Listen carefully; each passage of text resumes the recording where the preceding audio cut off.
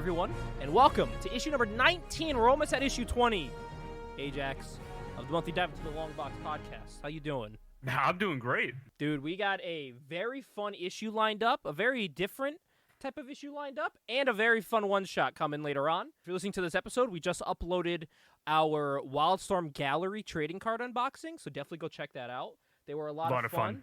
They're just sitting here on my desk. I did put away the doubles, and I did put some extra doubles behind some issues of some books on my spin rack. So things like Wildcats, the first appearance of Miss Majestic, I put the Miss Majestic card behind the sleeve. So if you turn it around, it has a trading card going with it. Same thing with that's cool. Yeah. So I did that with everything, or a majority of them. If I had threes, three copies of a card, I did that for sure. I probably should do it. I think I did it with my Backlash comic too. If not, I should, because I had a bunch of Backlash doubles and triples. So yeah. This is a fun one, man. It is currently September of 2024. We are inching towards the end of the year. There's a lot of cool things happening in comics right now. Tomorrow, at the time of recording this, is Batman Day. And my comic book shop is going to be having a Batman Day sale going on. So every back issue is going to be 35% off, as well as Batman Day exclusive free items and goodies from DC. And exclusive comics sold only on Batman Day. Oh, Gabe, is this a good time to mention that recently on Facebook Marketplace, I bought 6 Batman trades for $10? Well, look at that. Perfect. Hell yeah, dude. Which ones did you get? I saw it on Marketplace, and I was like, man, this is too good of a deal to pass up. It's a no-brainer. Yeah. Which ones did you get? I'm trying to remember, because I bought them, and I just put them in the bag. And then I didn't really check what they were, but I will post a picture on my Twitter probably tomorrow. Well, my issue is I'm now running out of space. I've been on eBay looking for, or not eBay, but on Amazon looking for shelves. But the problem is all the shelves, the height, the inside height here, it's only enough for the size of a regular book, not a comic book or graphic novel, because they're taller. So right. I'm trying to find a shelf for a decent price that's maybe adjustable or something that I can move the shelves to the size. But dude, it's minimum $70. Oh, so I've been trying to cut back on my trade paperback buying for that reason, but I made an exception recently. I made an exception because recently DC's been doing this 30th anniversary thing, and last time it was the death of Superman and all the other Supermen. The Reign of the Supermen. They did a 30th anniversary for that, and a couple weeks ago, they released the 0 Hour 30th anniversary edition, and what these are, they're brand new stories. Saw those. But they take place, during this story. But they're brand new stories by the same creative teams, just redoing stories again. Brand new ones to add to the lore of this era, which I think is so cool. The Superman one was weird because it took place in the early 90s, but then at one point someone whips out their iPhone to take a picture of Steel, but then they get in their car from the 80s, and I'm like, what the fuck's going on? There's no sense of time. It's just whatever he wants to do, which I guess is kind of cool. It changes it up. But I still haven't read this because I bought it and I was like, all right, I own 0, which is the preview edition, the free preview edition for 0 Hour, right? My headphones fucking up. I've owned this for a while, and then I found out there is a 0 Hour graphic novel that collects all the great stories, all 4 issues, collected in one handy dandy trade paperback. So before I want to read the 30th anniversary, I want to read the preview, and then I want to read the actual story before jumping into the 30th anniversary special. I felt like it was only right to do that, so I know what the fuck's going on. Yeah, that's completely fair. But yeah, no, this is super cool, man. I'm very excited that they're doing stuff like that. And this is a hardcover too. I got this on Amazon for $7. This trade paperback. Usually it's $25. It's hardcover with a thing in the front. And look at the regular hardbound cover. That shit's so nice. That is very, very fancy. It's a silvery, reflective logo on the white hard trade paperback. So, very, very cool. Worth the $8 on Amazon. Have you been reading anything, though? Lately, no, but I have read what we were supposed to read for the pod. I have read that. Nice. Yes, if people are wondering, on our one shot, we will be reviewing Battle Chasers #1, which is one we've been wanting to read. We're big Joe Mad fans, so it's going to be a lot of fun to dive into that one. Actually, no, I'm lying. I'm still going. I'm still going through Watchmen. I'm still reading through that. I still have to. So like this top shelf over here now, these are all my compact editions with the Longbox Heroes like toys in front of it. Yeah, it is that shelf. And I have Watchmen on there, and I've been wanting to get into it. I just have a lot that I have to read now because now I want to finish Battle Chasers, and then I got 0 Hour, and then maybe Watchmen after that. Because right before this, I read I finally read Hush, another one of right? Yeah, another one of my like you have to read it kind of things, and it was fun, man. It was, even though I know how it ends, it was still fun to read. It was a good time. I've also been diving through some dollar bins, and I found this actually yesterday or Wednesday. The timing of this, if you're listening to this now, coming soon, we're going to be opening up some Valiant cards that'll be premiering after this episode airs. But I found this, which is around the same era, 1993, the same Valiant like characters from those cards. Even some of the pictures used on the trading cards are in this. And all this is, it's like a companion book about every hero, their backstory, what their story's about, and everything like that. All the characters involved. It's like a source book for Valiant that I found in the dollar bin. So I was like, hell yeah, dude. I picked it up immediately. Especially because I was itchy after we opened up those cards. And then I also picked up a favorite of ours, of yours and mine. The brand new Santos Sisters came out. Okay. They show some boobies in this one. I'm very excited to pick up the paperback that's coming out in March. Yes. Very excited for that. Me too. I'm gonna be, even though I own the singles, I'm gonna buy the trade paperback because I think it's gonna have some extra stuff in there that I'm gonna want to see. It's probably gonna have some like art things and stuff like that. So this is interesting too. It says H's 13 plus, and then under, I don't know if you can see, it says please be prepared to show ID. That's pretty good. Oh man. And the last couple things here, just something that I'm reading and I think people should read also. It's a brand new book at the time of this recording. Actually, the second book just came out this week, but the brand new X Factor book. And yes, that is a Greg Land cover, but hear me out. It's actually not that bad of a cover. It looks pretty nice. Yeah. It is not that bad for a Greg Land cover, so I will take that. So very, very cool. This is so different from any X-Men book that's out right now. This one is a comedy book, and it's very funny. It's basically, now X Factor is seen as like the X-Men Suicide Squad. Like they're like a joke team that's just there to die, but they're run by the government. After Krakoa fell, the government wanted their own X team to like represent the government, and this was the team they had, was X Factor. And there is a pretty big like twist in issue 1 that just changes the team completely going into issues 2 and 3. So, which I thought was very cool. But if you like characters like Havoc, Polaris, Angel, any characters like that, Pyro's in this, he's a part of the team. Definitely check out X Factor. I think it's a lot of fun. This is probably one of my favorites right now, besides the regular X-Men or Uncanny X-Men book that's out now. It's something I still want to read myself. Highly recommend. Highly recommend. And again, it's only on issue 2. And issue 2 just came out, like I said, like 2 or 3 days ago. So it's still very fresh and new. Another very fresh and new thing, Wolverine's Revenge. This is the almighty Greg Capullo Wolverine book that everyone's been waiting for. This is what he signed on to Marvel for. This was his deal. If he signed on to Marvel, he would get a Wolverine book. And brother, it lives up to the hype. It is so fucking good. It's wild. And like Greg Capullo, I get to see Greg Capullo in this book draw not only Wolverine, but I get to see him draw Captain America and Bucky also. And they all look badass. That's the book where he's drawing it and Hickman is writing it, correct? Correct. Yeah. I mean, that's a great team right there. Literally, dude. And it's a lot of fun. There is a like a red label version where it has more blood and gore in it. Granted, if you don't find that one, I don't think it makes that big of a difference. I saw the side-by-side comparison. The only difference is when he's gutting one of the dinosaurs. Yes, Wolverine guts a dinosaur's stomach. from the bottom. He runs and just fucking like carves it open while smiling. It's really badass. There's like more blood splatter where it looks like it's like gushing out and a little bit more guts drawn, but it's really not that different than what's in the regular one.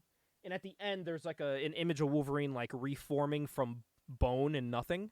So you see like his organs and stuff. In the regular issue, it's just like his head. So you see like his face is forming. But in the red label version, it's an entire brand new page that they added on. And it's Wolverine reforming like every piece of skin on his bone. And it's really like body horror, which I think is pretty cool. But it's Greg Capullo. What are you going to expect? That's what he loves to draw. He drew Spawn for how long? So... Mm-hmm. But I gotta say, it is a lot of fun. It was cool going from flipping through Court of Owls and then going through this. It is cool seeing his art. His art has changed, though, a little bit, I gotta say. It is a bit different now. It is a little controversial saying this. It is a lot more in the John Romita Jr. type of facial structure. So, like, Okay. he's drawing, like, the bulky noses with, like, the lines on the nose. The really like square jaws, and like it's very, he looks like he took a lot of inspiration from John Romita Jr. and is putting his Greg Capullo like cartooning on it, where it's very dynamic. It's like early John Romita Jr. when he was putting a lot of effort in. But I'll show you some examples after. But yeah, there's a lot in it where I'm like, oh, that looks like it's drawn by JR, but it's not. It's Greg Capullo.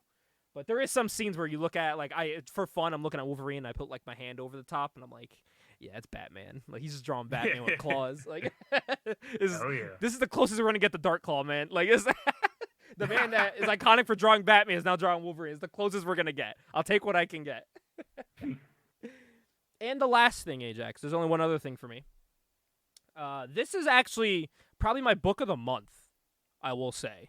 And it was hyped up. Actually, I saw a lot of hype for this book through Marvel's like hype department or whatever the hell it's called, on Twitter and stuff. And of course, it came off the heels of the Robert Downey Jr. announcement. But of course, they immediately started plugging Ultimates #4. And what this is, so in the Ultimates, for people that don't know Ultimates real quick, it is a brand new Ultimate Universe remade by the maker. In his own image. There's no heroes. Only the villains and his council are looking over each of these, like, I guess they're not universes. They're one universe now, but different, like, parts of the universe. For example, like, Moon Knight's a bad guy, and he is looking over, like, Wakanda. And that's Black Panther's villain is Moon Knight. Mm-hmm. And this one, the villain is like this Hulk. It's the Hulk, but he's bald, and he wears like traditional garb, and he's like very intelligent. It's a very weird, different Ultimate Hulk. But what this issue is, it's an entire issue dedicated to Dr. Doom, who is actually Reed Richards. He is. You find out why Reed Richards is Doom, and it's told in an interesting way. I'm going to show you this. I'm going to try to describe this. It's going to be a little hard to describe. But, Ajax, when I show you this, by the way, I did buy this game, this Cosmic Hunters trading card game. I bought it. So if you look at this, it is told in this 4-panel grid. And what's interesting about this book is weird. I mean, weird in a good way. You only can, I saw someone describe it perfectly. You can only read this book once and have the same reaction that you had like the first time reading it. You can read it after that because... For example, I read it as boom, boom, boom, boom, but then I found out these are the same story. And then if I turn the page here, it's the same story continued. So what you can do is either read it down like a traditional book or read it across. Because each of these lines, like each of these rows, are 4 consecutive stories going on at once. But what they're all telling is early Reed Richards, the Fantastic Four, him trying to right his wrongs, and current day. Okay. So it's very, like I said, so you can read it multiple times in different orders, but the feeling you get of finding out why he is Dr. Doom is something you can only experience once. Because when you find out, it is very sad. It is very sad. It's very strong, and it's like told in a way that I don't even know how to describe it. Like comics are very much like show not like tell. But this like shows it in a way that's very subtle. Like in a movie. You know, like in a movie where something dramatic happens and you can tell by like the actor's expression it's supposed to be something important or serious. They somehow did that in like 2 panels, like 2-panel grids. And it's like super strong and emotional. I think this is definitely one of my favorite books of the month. And it's a standalone book. So like you don't need to read any Ultimate books to know what's going on. You could just pick up Ultimates number 4, read it, and just have a really good, like, 32-page story. That makes you want to read more. Because then it ends, leading into what's coming. Basically, all it is, he's being tasked with... Because Tony Stark is trying to bring the heroes back after his father, who was Iron Man. I know, the new Ultimates, it's all over the place. It's all different. After his father, who was Iron Man, that passed away, found out the Maker... This is the Maker's world, and their world is kind of bullshit and was made up by this guy. And he found out his whole plan of, like, getting the heroes out. So Tony's dad was trying to make a plan to, like, get the heroes back, but he got killed. So now it's up to Tony, and what he's doing is giving them all these orbs. So that's how Spider-Man is Spider-Man, and Green Goblin's Green Goblin, and, you know, all the Ultimates are the ultimate versions of themselves. You know, like, all are the superheroes. Because what he did is he made these orbs that have the origin stories of each hero, if that makes sense. So he gave it to Peter Parker, for example, who was just a normal person working at the Daily Bugle, and what that orb showed him was the life he should have had as Spider-Man. And at the end of it, it's like, if you accept this, you will become Spider-Man. You can have that life, but this is up to you if you want that, if you want to be a hero. Which I thought was cool. And it was like, there is a big fight coming, and we need you. We need to take down the Maker. So it's a very cool concept. And what they're trying to do is trying to make the Fantastic Four, and you're seeing why they're struggling with trying to make a Fantastic Four. That was my long-winded explanation without trying to say any spoilers. So No, it was good. It's good. My light's flickering.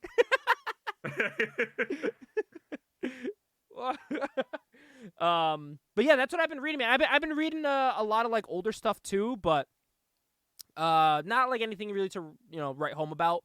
It's been like flipping through things. I read through Crow Dead Time and all that.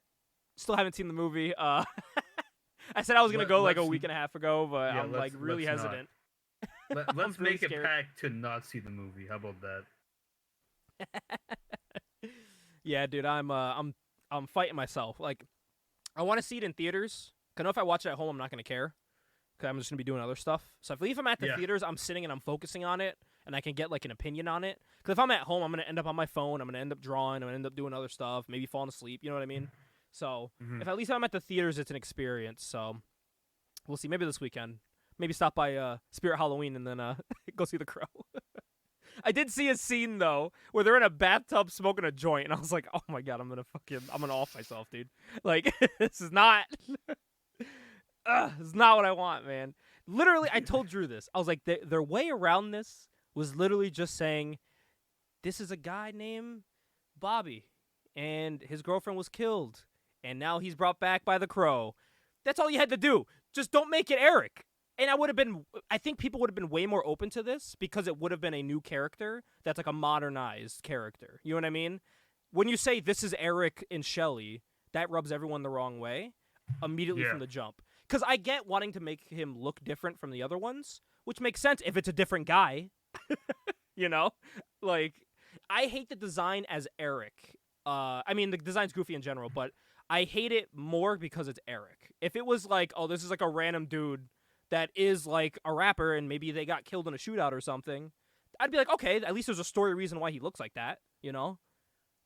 Maybe he actually is a SoundCloud rapper and gets killed. Like, I don't know. Do something with it. I don't know, man. Be creative with it. I don't know. Fuck, man. Don't get me started on this. I'm gonna flip. Yeah, I gotta agree. I just wish it wasn't another Eric story. That's my issue. Someone different. That's my issue. Like I said, if it was anyone else, I would have liked the concept of this and look of it way more. Because I have seen reviews. You can't avoid them. People said the movie is like kind of boring. But people are saying there are some cool like cinematography stuff.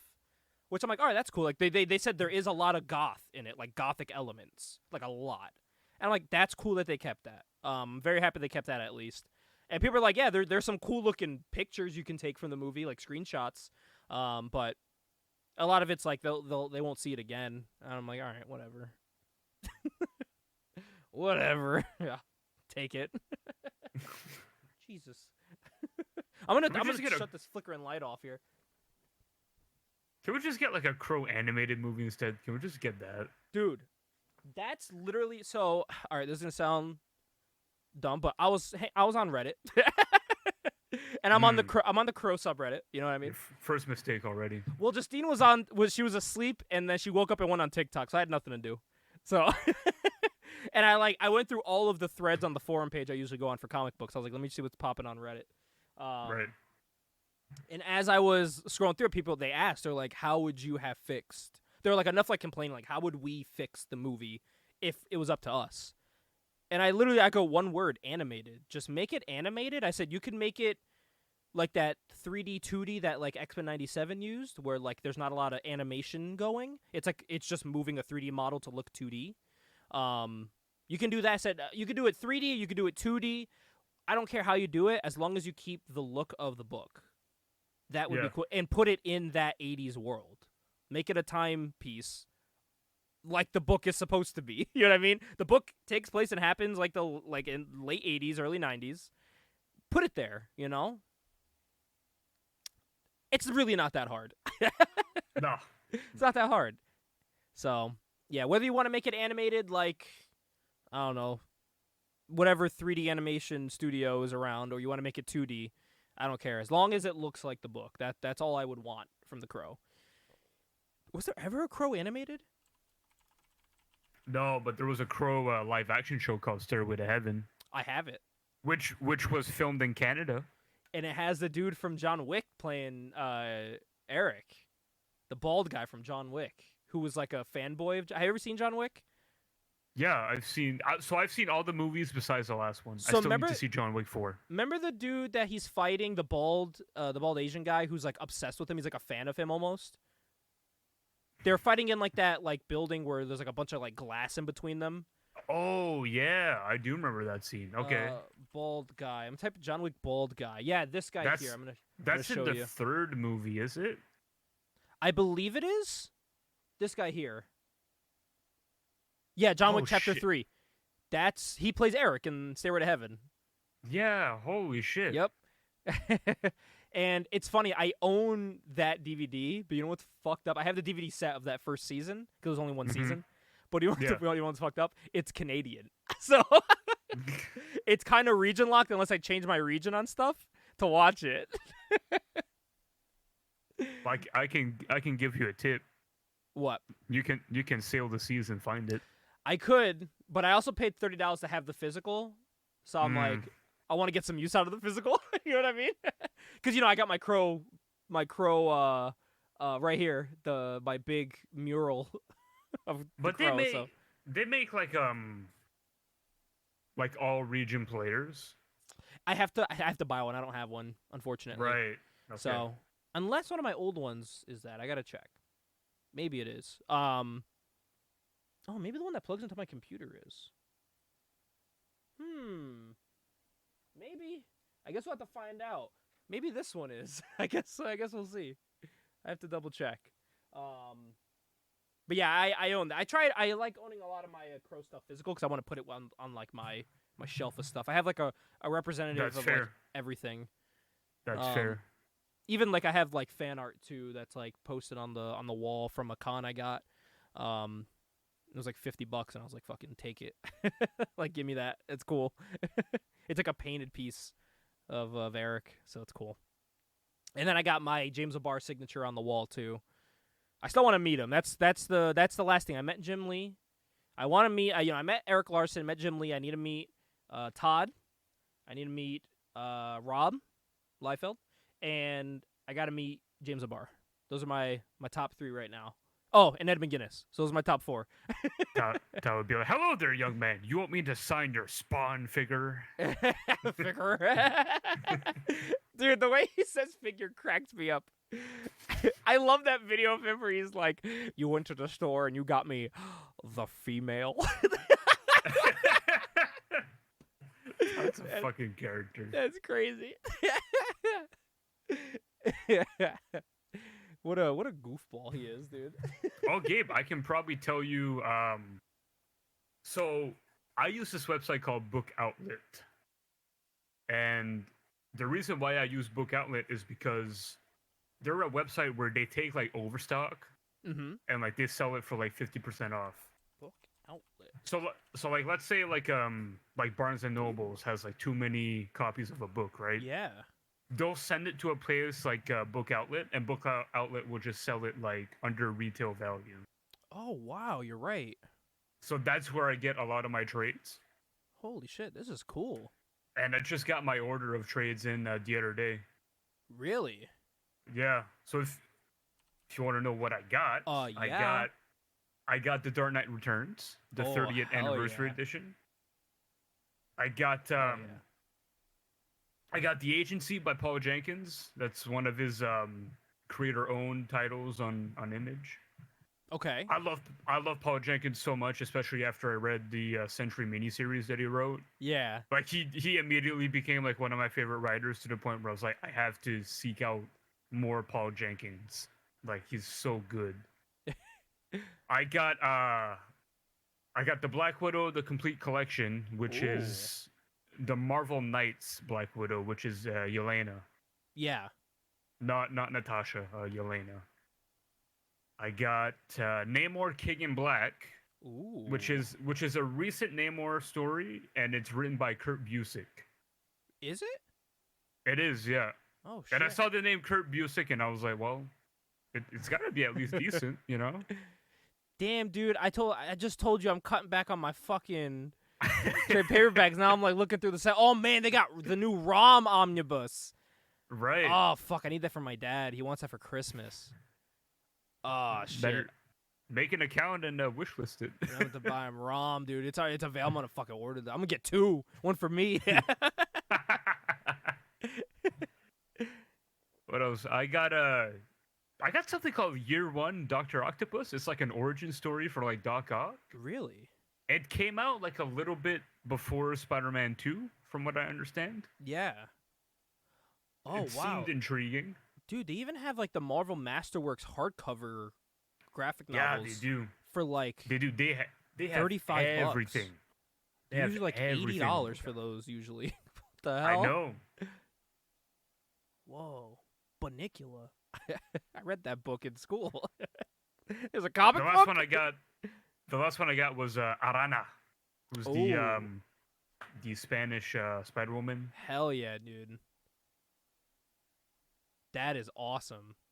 Who didn't? So that was my haul. Oh man, I'll never forgive them for having a perfect casting for her and then just fucking it up in Madam Web. They really casted her well in Madam Web. Oh, they man. really did. Honestly, the girls they casted weren't bad. Like, I would have taken. No, I don't like Dakota Johnson. Oh no, not her. The 3, Yeah. the 3 actual Spider girls. Oh yeah. No, I agree. If you took those 3 and like, if it was an MCU casting those 3, fucking hell yeah. I think that would have been great casting for all of them. Yeah, I think it would have worked a lot better.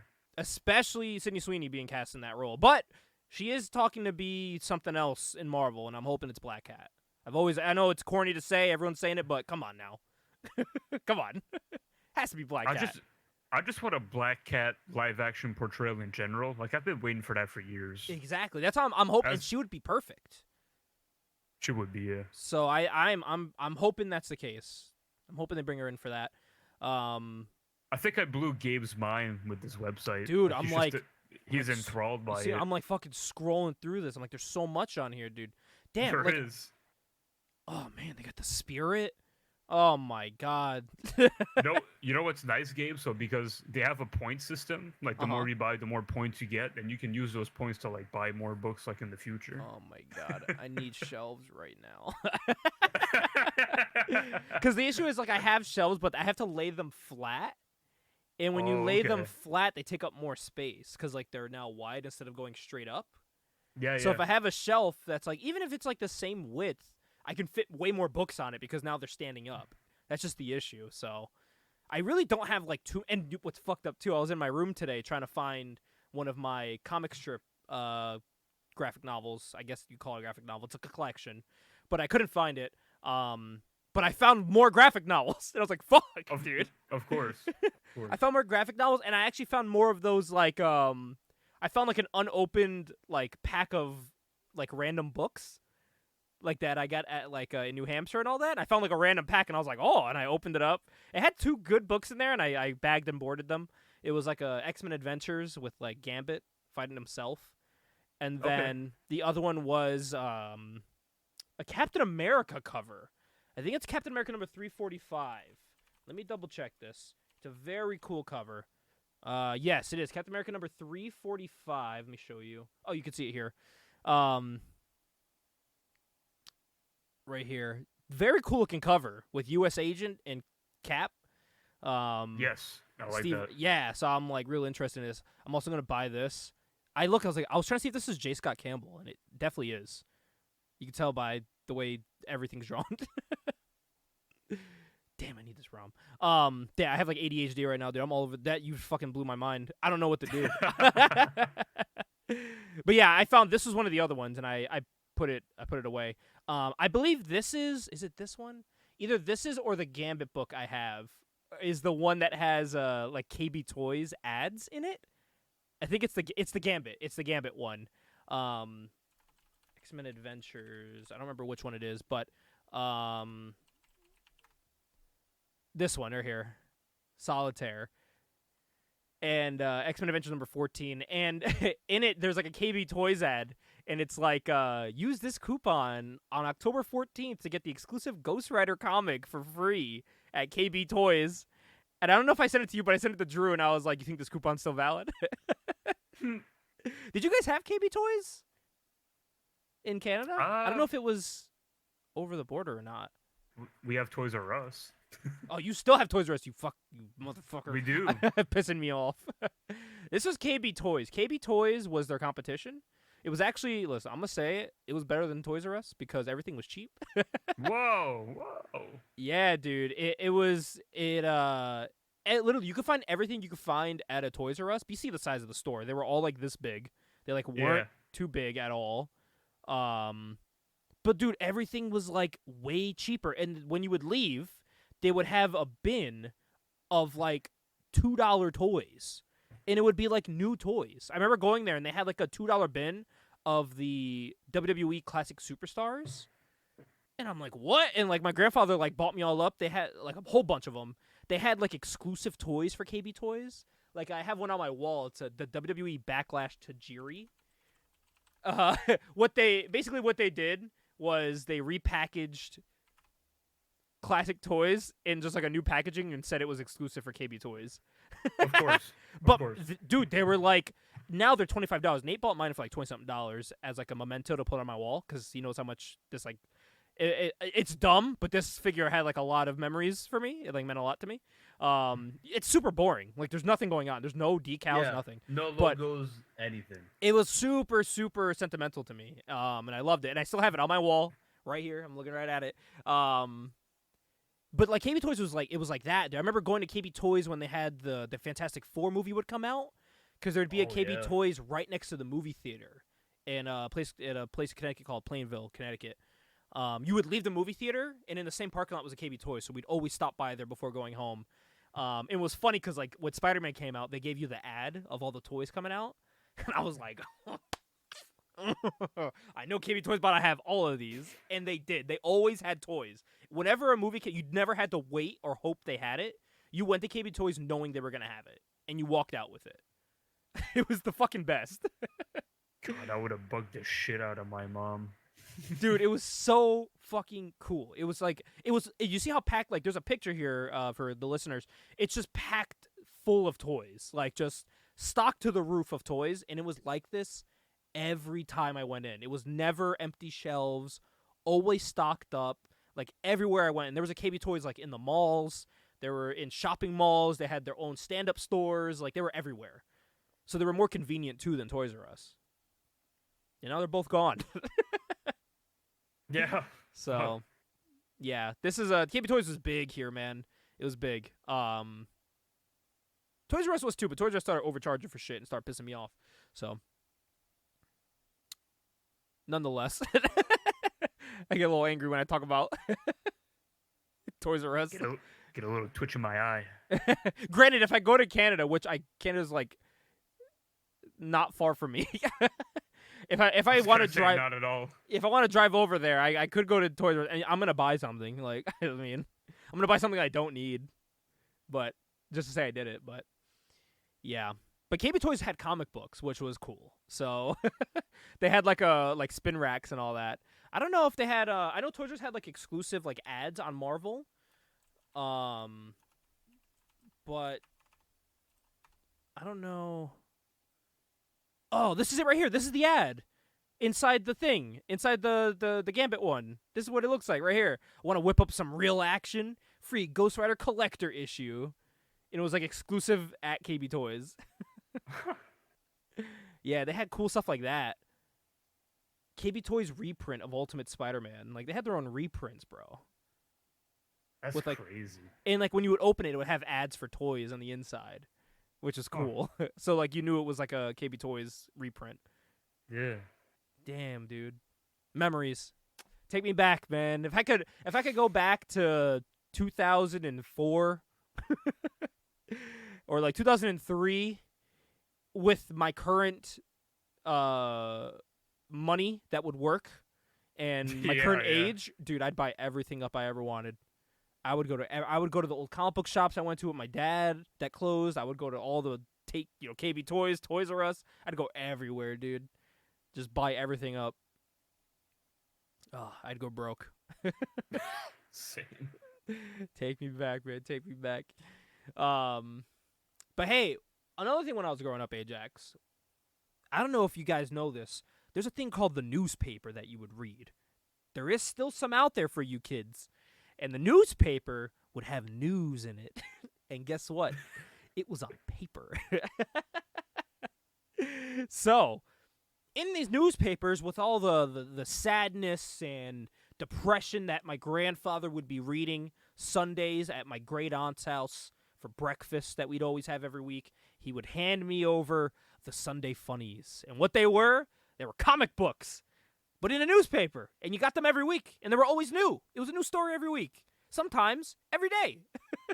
You get the paper on your front step every day, you open it up and have a new comic book to read, and it'd be like a panel to 3 panels, maybe, of a story.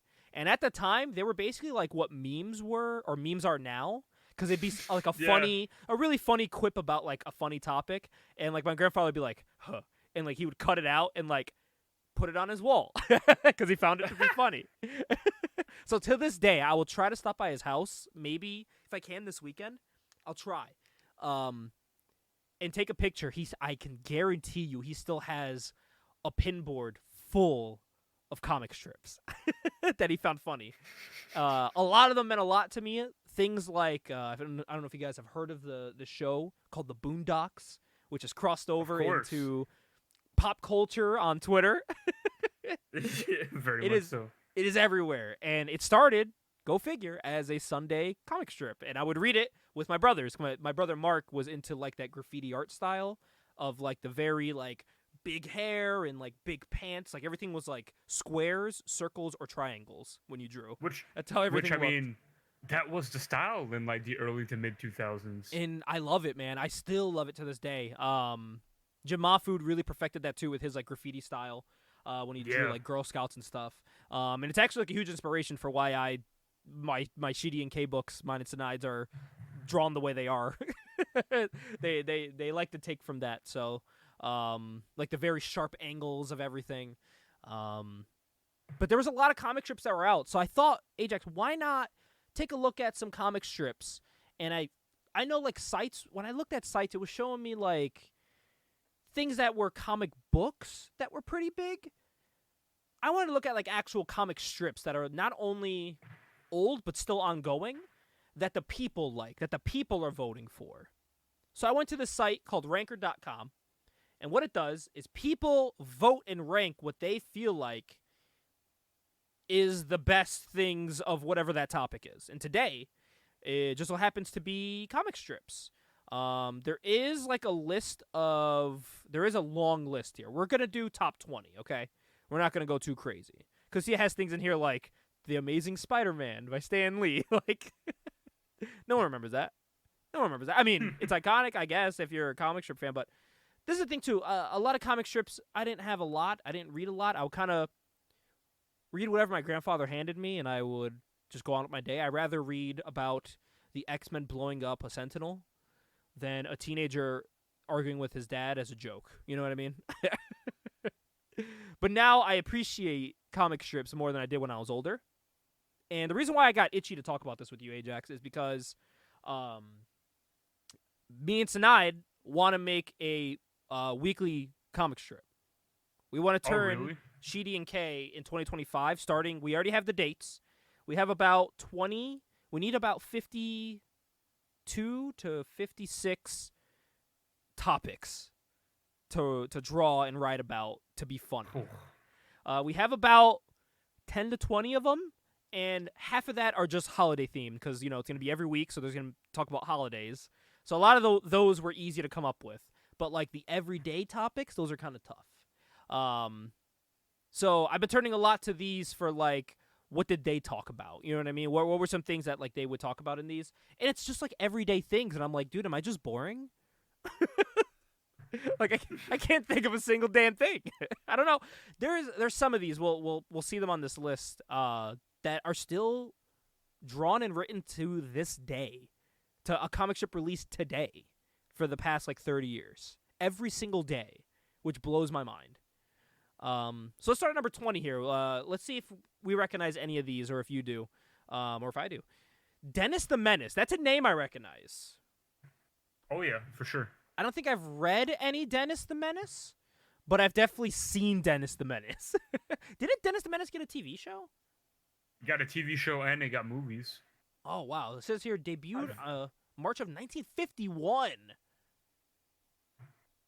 Whoa. Is this going still? No. Okay, this one might be over. But this is what people ranked number 20 on this list here. Number 19, The Family Circus. I've never heard of the Family. I've never heard of the Family Circus. I was trying to see if I recognized it, but by Bill Keane, who currently written. Wait, this is still going? Well, his son is now taking it over. This is intriguing. This might be an ongoing comic strip. Dude, this is an ongoing comic strip to this day. Now That's being impressive. drawn and written by his son. There was an issue released today. This is the one released today. That is crazy. Oh, he still signs his dad's stuff on it. That's cool. Oh, man. Okay, that's cool. So that's one ongoing one that's still going here. I've been subscribing to some comic strips the past about 6-7 months. We'll probably see them on this list. If not, I'll mention them. Next here we got Blondie. I've heard of Blondie.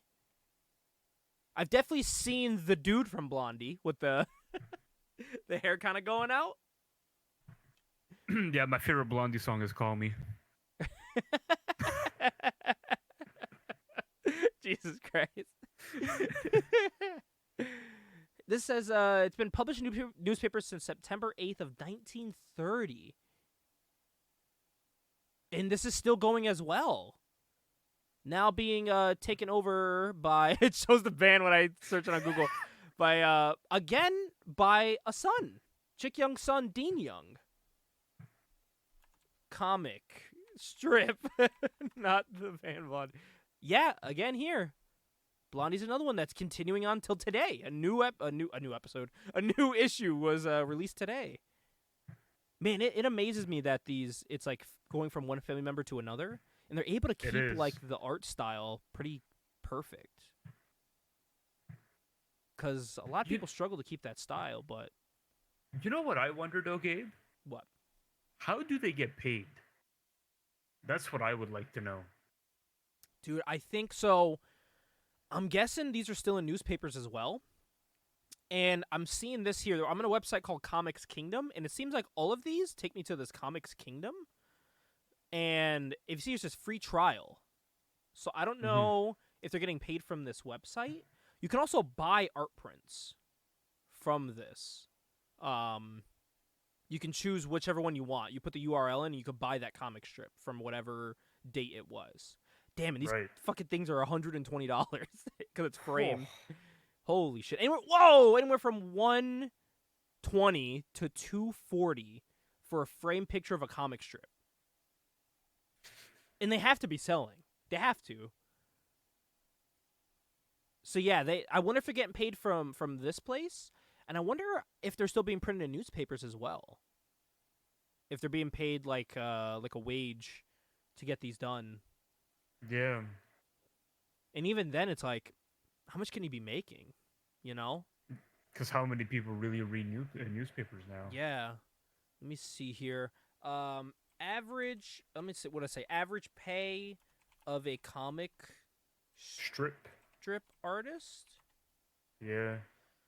Okay, there is actually ZipRecruiter. You can get hired right now. They make anywhere from $11 to $20 per hour. So they make a pretty livable wage. Average is about $15 an hour, which is the actual minimum wage in Connecticut. So that's also the minimum wage where I live currently. Actually, they make the nationwide. Oh, they probably have to because it's the nationwide here in the U.S. for $15. Right. So they have to make that. That's interesting, man. I wonder how that works. Mm-hmm. Because like if you draw like a really boring comic strip, like did you just scam them out of $15 an hour? And how do you calculate the hours? Does it change? Like this is very intriguing. I would love to have someone on here to talk about that. About $6.14 a week, which is like an average job. That's great. How do I become a comic strip artist? Oh, here we go. Someone $17.50 to $23.7. Oh my God, these make a lot of money. Dude, I'm gonna quit my job and become a cartoonist. This is awesome, man. This is great. Business is booming right now. Next on this list here, we got non sequitur. I can tell you right now, I've never seen or heard of non sequitur. No, me neither. It was created in 1992 and syndicated by Universal Press Syndicate by Wiley Miller to over 700 newspapers at the time. That's a decent amount. It can be found online at GoComics.com. So this is another ongoing one. This is so great to see that these are still ongoing. Wow, this has won a bunch of awards, too. In 95, 96, 98, and 2002, it's won awards for best comic strip and best comic panel categories. Damn. Okay, so I thought maybe only a couple of these were still going. I didn't know they were all still going. Basically, Mother Goose and Grimm. I've vaguely seen this one. By Mike Peters was the one who created this. It was first syndicated in 1984, and it doesn't say if it's ongoing or not, but Mother Goose and Grimm, this art style looks really familiar, but I can't put my finger on it. B.Y. Who the hell is B.Y.? Mother Goose and Grimm artist? It is... Okay, it's by... Okay, Mike Peters. Okay, what the hell is the B.Y. then? I've seen... Is this... Does he draw Garfield? Does this not look like the Garfield art? It kind of does. Who is it? Mike Peters? Okay, it just shows the same comic strip. Oh, maybe I just seen this comic strip. Maybe I have seen this comic strip before. Maybe that's what I'm just thinking of. Oh my God, if I go to my grandfather's house and he has a bunch of these, I'm going to feel like an idiot. He's going to yell at me. He's going to be like, you don't remember this? You don't remember that comic strip I showed you in 2006 when you were 9 years old? Next one is the Wizard of Wizard of Id. Never heard of this one. Is another one from the 60s. And it looks to still be ongoing. It's a daily newspaper comic strip, so, yeah, Yeah, it looks like again his son has taken it over. Jeff Parker has taken it over. That is crazy. That seems to be a trend here. It's always the kid taking over for these artists. Number 14 on this list, people voted for better or for worse. That is the name of the comic strip. Looks like it's following a nice little family here with a doggy. You love to see that. Takes place in Toronto. Oh, wow. Set in the fictitious Toronto area suburban town of Millborough, Ontario. Nice. Look at a little Canadian family, a happy Canadian family, Ajax. Is that what you guys look like? Look at that. That is exactly what we look like. Spot on. Beetle Bailey by Mort Walker is another one here.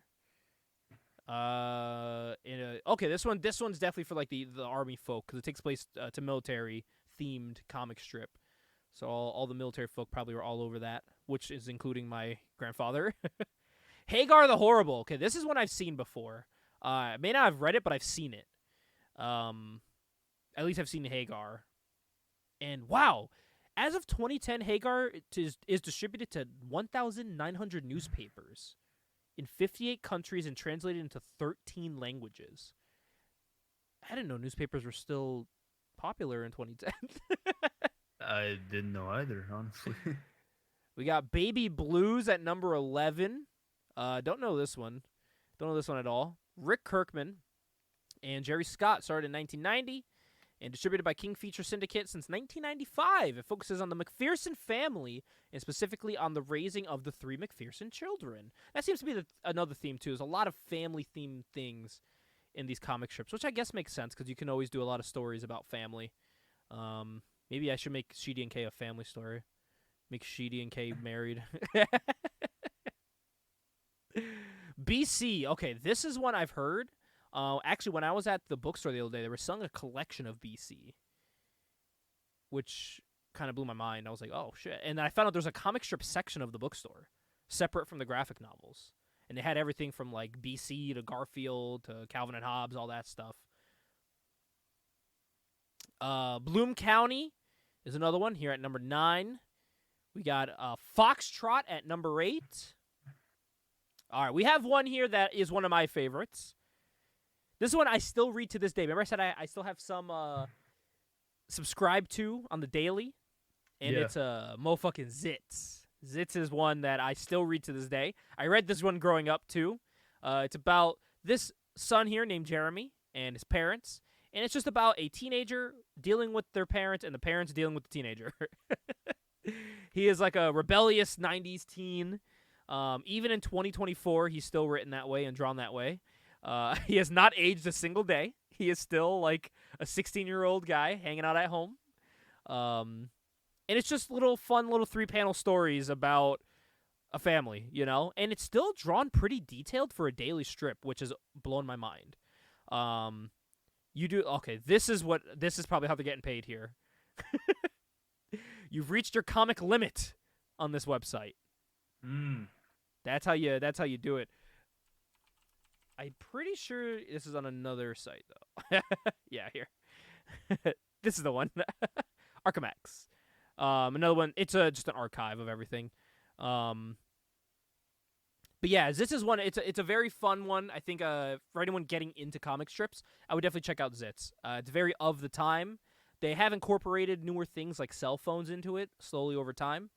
See, like now he's on like his iPhone while his parents are sleeping and stuff. It's definitely it's changed with the times, but he hasn't aged, which is a very unique concept for these. All right, here's one that I think is another pop culture one people would know. A little comic strip called Dilbert. Remember Dilbert?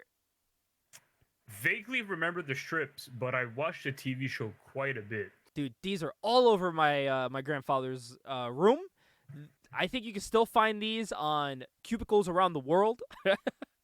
While the creator of Dilbert is a little controversial. To say the least. To say the least. Dilbert, I think, will stand the test of time. And it's one of those you separate the art from the artist. Because Dilbert is a great analysis on, like, the early Dilbert is a great analysis on, like, the world and, like, the work life of, like, a 9 to 5.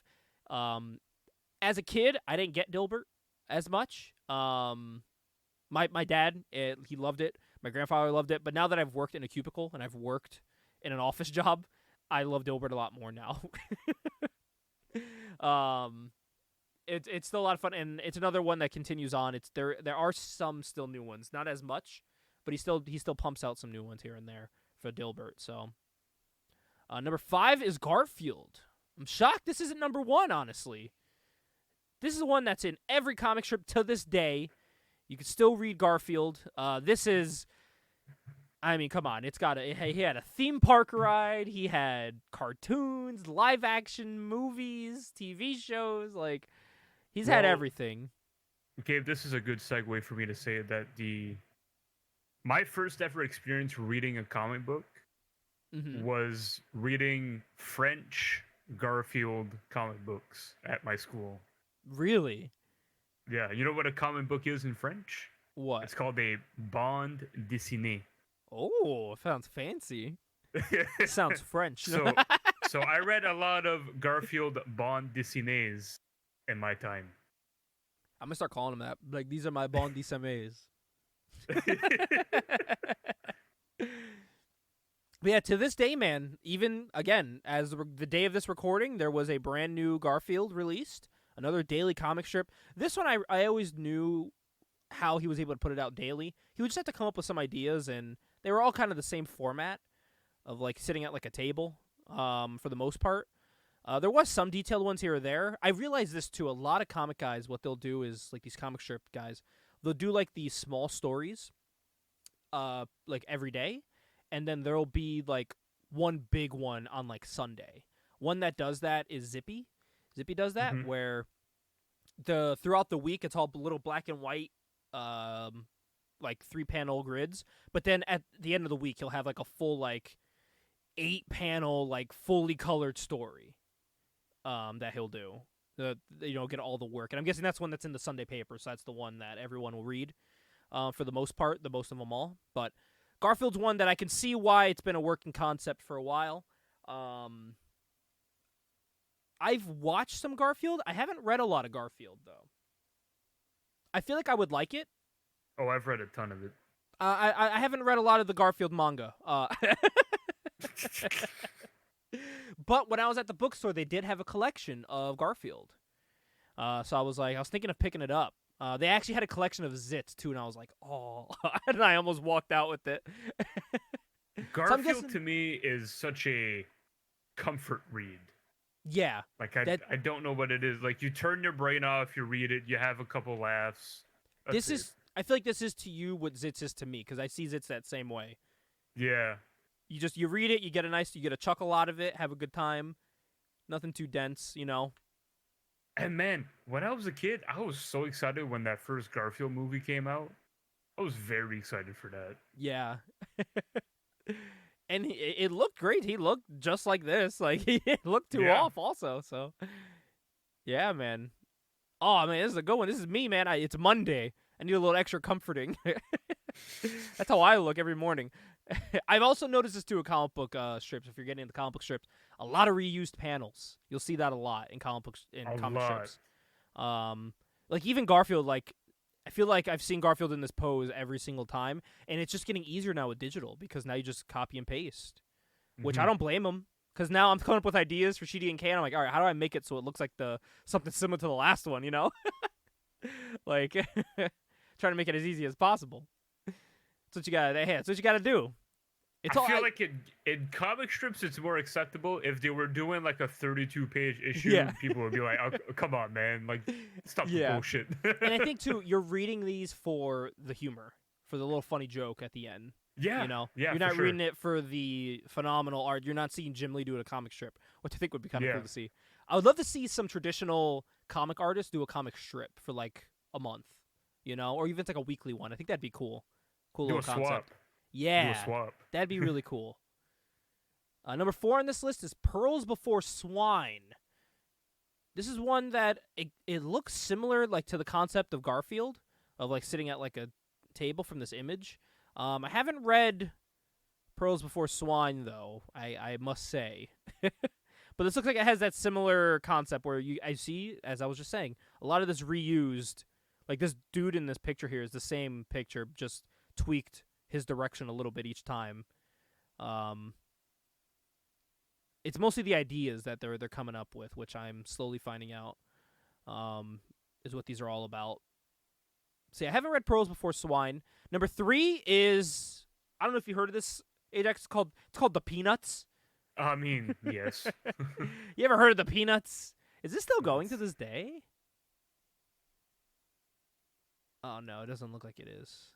That would have been cool if it was still going to this day. I have my aunt, dude. My aunt is a big Peanuts fan. Has a Peanuts collection, as well as my grandmother. Oh wait, Peanuts is still going. It looks like. Yup, there was an issue of Peanuts released today. That blows my dude. So far, every single one of these we looked at are still going. That is crazy. Yeah, my grandmother's a big Peanuts fan. She also has Peanuts comic strips pinned up on her wall. My grandparents are big comic strips fans, you know? I used to love sleeping over at my grandfather's house because when I was younger, because we would go, like, especially during the fall, we go, like, pumpkin picking. But, like, every Sunday we'd wake up, and you're going to laugh, but I'd put on the replay of the MTV VMAs because they would always have it on replay back in the day. I don't know if they still do, but they always had it on replay. Like, every, 2 hours they would show it. And we would put that on. If it wasn't that, then SpongeBob, because my grandfather loved SpongeBob. And he would read the newspaper, and I would read the comic strips while eating some eggs. It was a simple life, man. Simple life. And then we'd get funny looks when we'd go out. Because for people that don't know, my grandfather's black. So we'd get some funny looks going out. People would be like, what? It really throw them off. How'd that happen? When I'm like, Gramps. And they're like, Gramps.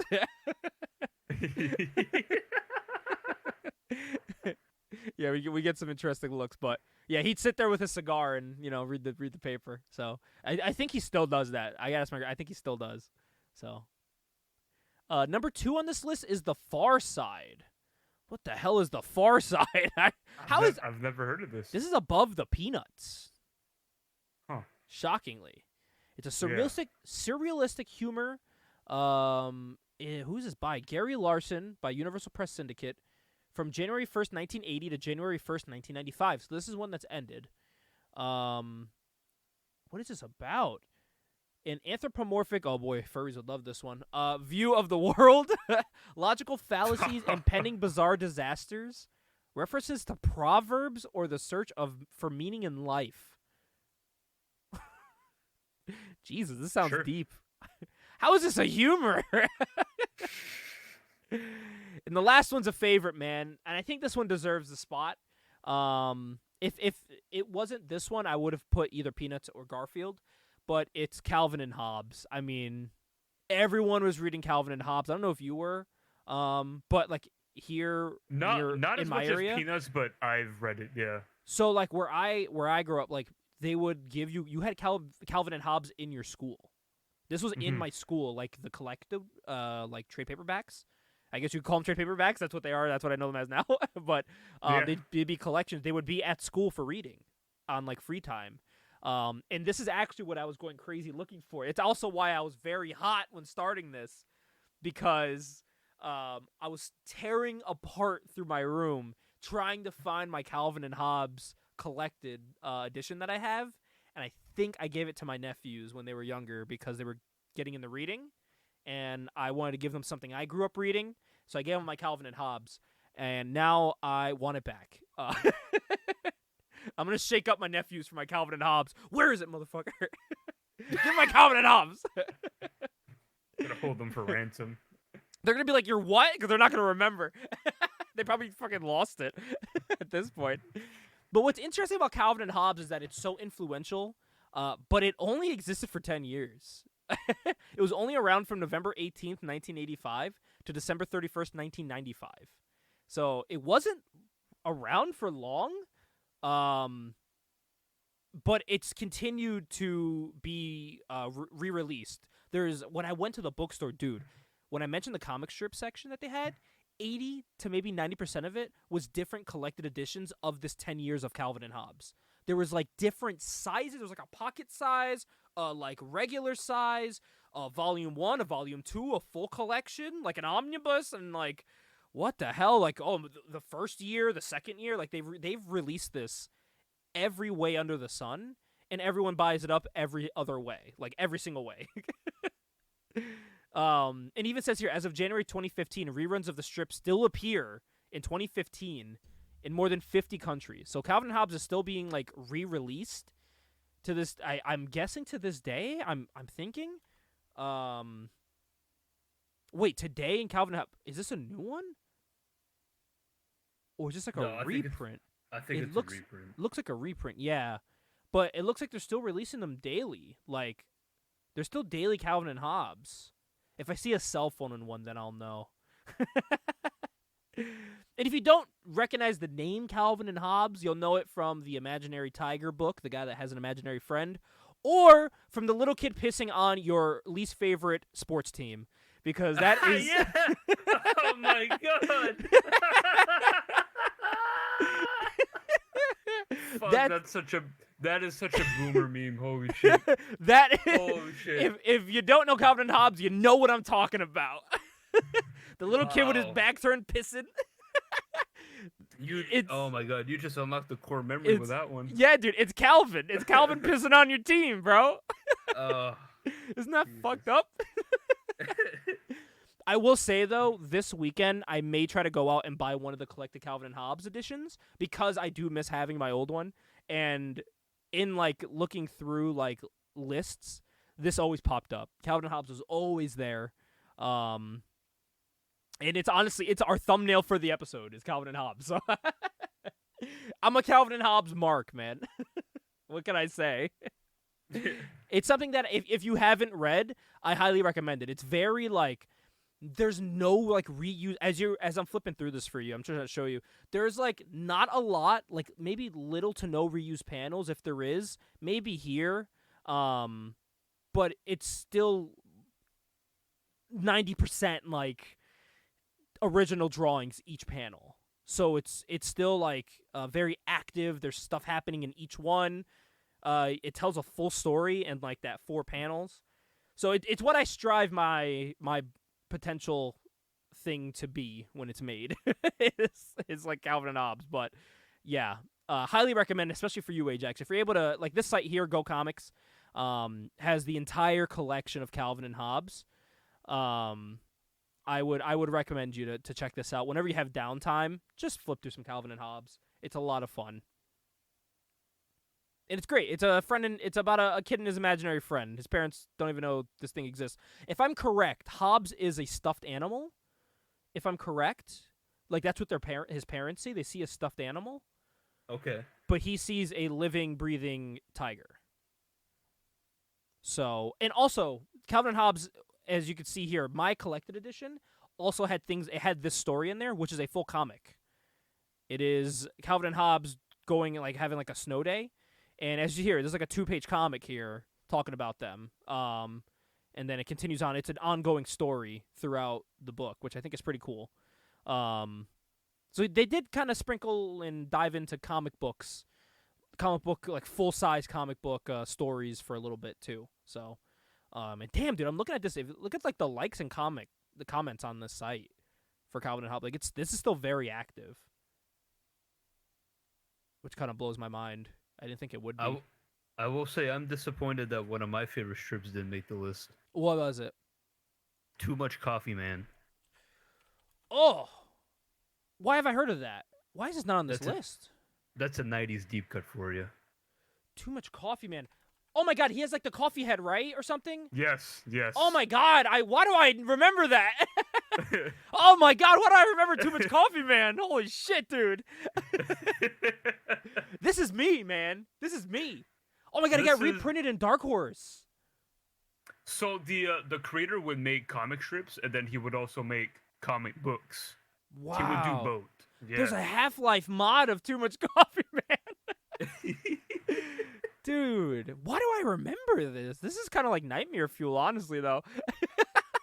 This is trippy as hell. I think I remember this, but I don't remember reading any of this. Whoa, man. You just unlocked, like, a memory, like, remembering this image.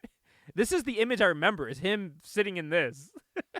I went in a rabbit hole reading Too Much Coffee Man, and it was funny. I may be becoming Too Much Coffee Man, honestly. I think we all are. I think we can all relate to Too Much Coffee Man. Dude, I can drink half a full thing of like, like the full pot. I could drink like half a pot of coffee by myself. It's not good for me, but I could do it. Don't fucking test me because I'll do it. Damn, dude. Damn, I want to buy Too Much Coffee Man now. I want to buy it too, honestly. This is awesome. I want to buy the. There's an omnibus of Too Much Coffee Man. I really want it. Is there? Oh, that'd be cool just to have everything. Mm-hmm. That's something I'm doing with the Calvin and Hobbes. They have the collection of like. So it's weird. They can't fit all 10 years into one book. So they do have it where it's like, I think it's 3 or 4 parts. Sure. And it fits that 10 years. Or it might be 2 books, and it might be 5 years each. But I would like to get that. It would take I feel like it'll take a long time to get through. But I think it'd be fun to do just for fun. I do want to buy a lot of these for like research purposes as well, to see like how these are being made. 'Cause I really want to find out like behind baseball with some of these comic strips. They make me want to learn more. I guess comic strips are still going too. There are some like new ones that like as I'm showing Ajax here on this list, there are some like new age comic strips, but they're literally more memes than anything else, which I guess that's what comic strips were the whole time. They were memes before memes, like I said earlier, but I guess more so now. Like there's like the Super Mario one's pretty funny. Yeah, I guess now they're just trying to get to like a punchline. Which I don't know. I guess that's not too much different. But yeah, I highly recommend Calvin and Hobbes, Garfield, Peanuts, Too Much Coffee Man.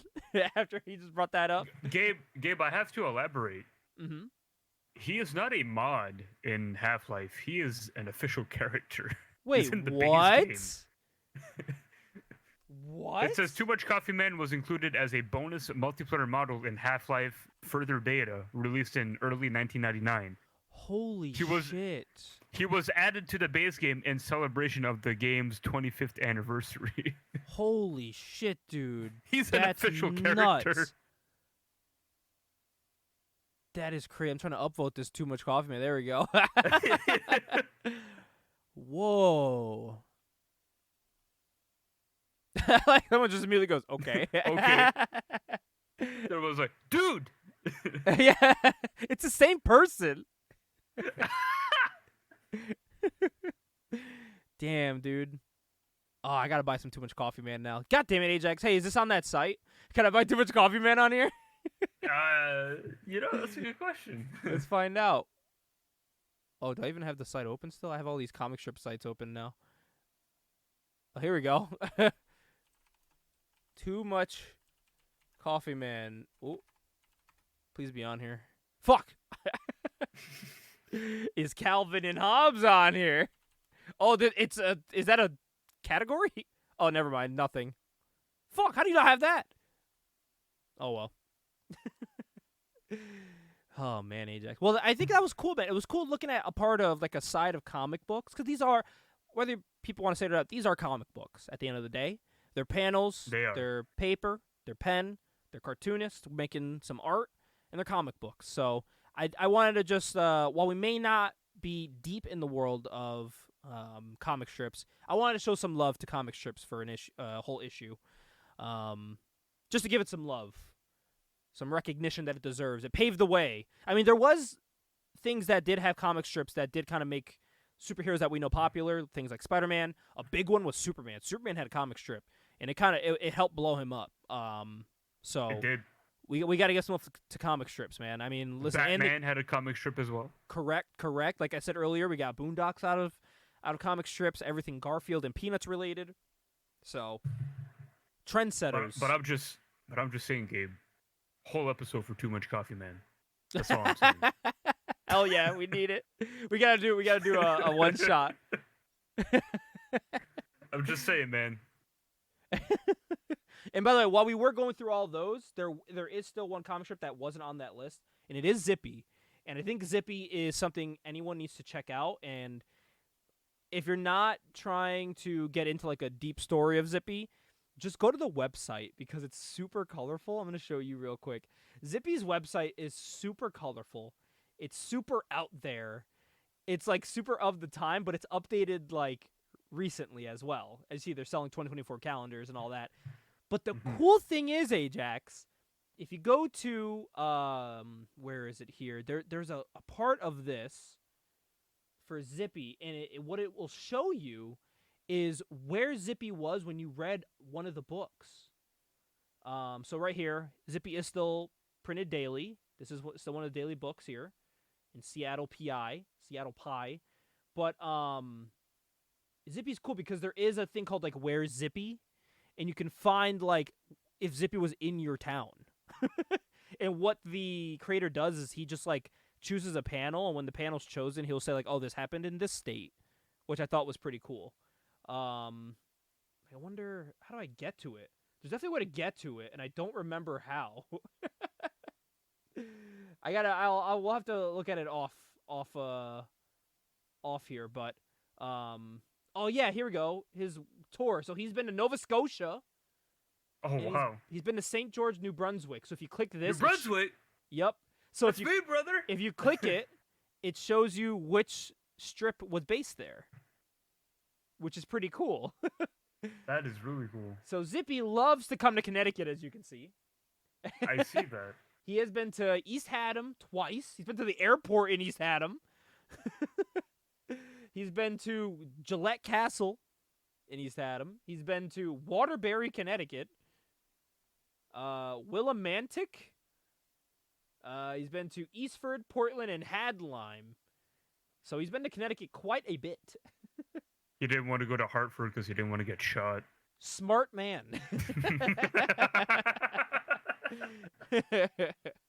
And this is cool too. I don't know if these still work. Okay, want to see your favorite local icon in a Zippy strip? Send photos with location information to Bill Griffith, Pinhead Productions, P.O. Box 88 in Hadlime, Connecticut. Zippy is based out of Connecticut. Why did I never know that? That's nuts. Zippy is a Connecticut book. That's why he's been here so much. Of course, he's been to Mass. He's been to New England. The ones he's been to the most is New England.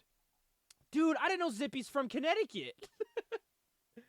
Oh man, I gotta have Zippy. Oh man, Zippy has to be in a CD&K book. They have to show up. They have to show up. This is a crossover I didn't know I needed until right now. So this is it, Gabe. It's your big bitch. Another comic my grandfather loved was Zippy, and I think this is why he had so much Zippy stuff in his room. Maybe because he knew it was from Connecticut or not. I don't know. Maybe he just liked Zippy. But he also liked the Pinhead movie, so I don't know. Maybe if those are related. Maybe he just liked people with pinheads. I don't know. That is cool, man. I didn't know Zippy was from Connecticut. That kind of just blew my mind live here on the podcast. Very, very cool. Right? Wow. Well, yeah, so put a bow on that. Thank you to all comic strips. But Ajax, I wanted to give another big shout out here to another icon in comics, a little fella named Jack Kirby. I don't know if you've heard of this fella before. He might be one of the new up-and-coming artists at the young age of 107 years old. His birthday just happened in August. So I thought, why not?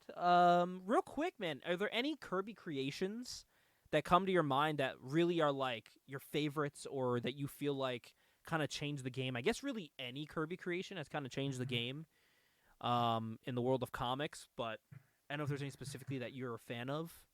Well, I think the most obvious one's Fantastic Four. Yes. That has to be number one. Yes, Fantastic Four is a big one. I would also say New Gods as well. Yes, creating New things Gods, like absolutely. Darkseid, I think that really changed the game. I mean, there's a whole thing going on right now in DC that is surrounding around Darkseid. This whole new all-in and absolute universe is because of him. So, universes have been created and destroyed because of Jack Kirby. Yes, I would argue that his most important one is probably Captain America. Yeah, I would say so as well. I think also his art style really highlighted Silver Surfer as well. And I was looking up, man, and it it didn't dawn on me until I was like reading this, and I just want to make sure before I say any false information. Okay, yes, I am correct. If it wasn't for Jack Kirby and Stan Lee, you guys would not have your X-Men 97. Because those two men created the X-Men. I agree, but at the same time, like, I just don't associate Stan and Jack with X-Men because to me, it's a Chris Claremont property at the end of the day. Yeah. Like, they created it, but they didn't make the X-Men into what they became. Yeah. When I was actually looking through some like Kirby stuff and like X-Men pop up, I was like, what? Kirby did X-Men? I'm like, oh shit, yeah, he did the whole like first arc of like X-Men and like drew that iconic cover and all that of like Beast swinging off and, you know, Magneto, the back of Magneto's head and all that, and Iceman, who's just a giant snowball. So yeah, I didn't associate them with that either, but especially because I have the grand design of X-Men, and it highlights the Kirby era a lot. Ed Piskor really highlights that Kirby era pretty well in that. Especially in the oversized. I have the oversized version of it, so it's ginormous. I'm reading it like I'm a child holding a regular-sized book. I will say, wow. the one creation I wish that Jack could have seen come to life, because I think it would have made him the most proud, would have been Black Panther. Yes. Because he created Black Panther, but I think that's something that he would have been really proud seeing like adapted. Yeah, I believe so too. And I mean, he was drawn for a while too, because remember Topps made Kirby creations. They had that whole Kirby verse. Yeah.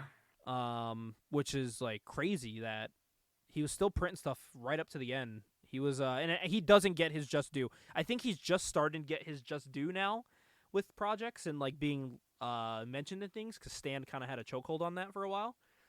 Yes, he did. But Kirby's finally getting his recognition. And also I got to give shout out to his kids. His actually not even just his whole family on social media. There's a whole Jack Kirby Twitter page run by his family, and all it is, it's just posting Kirby art and like pictures that like maybe you have seen or haven't seen before. And it's just kind of just keeping Kirby's legacy alive, which I think is very, very cool. And I think it's telling too that he's 107 years old. He passed away in what, 96? Close, 94. 94, okay. I was close. I was trying to remember off the top of my head. And here we are, man, 2024, 30 years later, and he's still a topic of conversation. And he's still considered one of the greatest artists of all time. His art is something that, honestly, people see it, and they're like, what? I could do that. And then you try, and you can't. And he could do it so fast. He was just so good at drawing. His weird anatomical stuff, who gives a shit about that, man? The fucking art looked cool, you know? Thor's leg may have been a mile away, but the way he looked throwing that hammer, it looked cool, and that's all that matters. That's my viewpoint on comic art, is if it looks cool, if it's not realistic, the better. Make it look cool. And that's what he did. He was the early, one of the early people to do that. So, one of the best. One of the first, one of the best.